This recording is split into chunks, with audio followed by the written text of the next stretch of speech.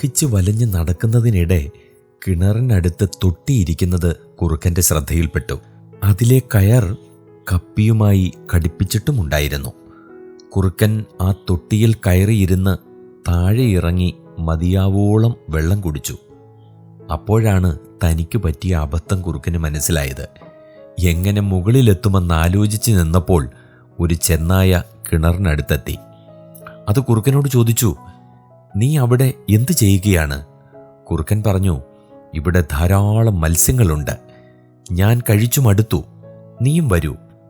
അതേ കയറിൽ ബന്ധിച്ച മറ്റൊരു തൊട്ടിയും കരയിലുണ്ടായിരുന്നു. അതിലിരുന്ന് ചെന്നായ താഴെയെത്തി. കുറുക്കൻ മുകളിലുമെത്തി.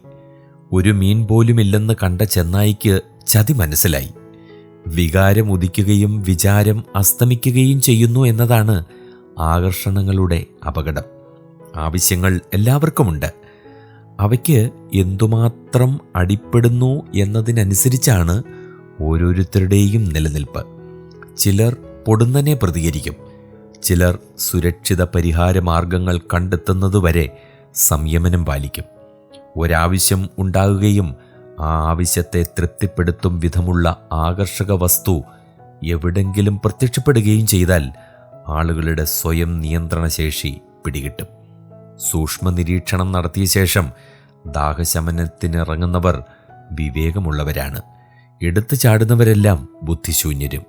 തങ്ങൾ അന്വേഷിച്ച് നടക്കുന്നവയുടെ പ്രദർശനശാലകളിൽ കയറി കണ്ണു മഞ്ഞളിക്കുന്നവർ ചോദിക്കേണ്ട ചില ചോദ്യങ്ങളുണ്ട്. ഇതിന് വില കൊടുത്താൽ സ്വന്തം വില നഷ്ടപ്പെടുമോ?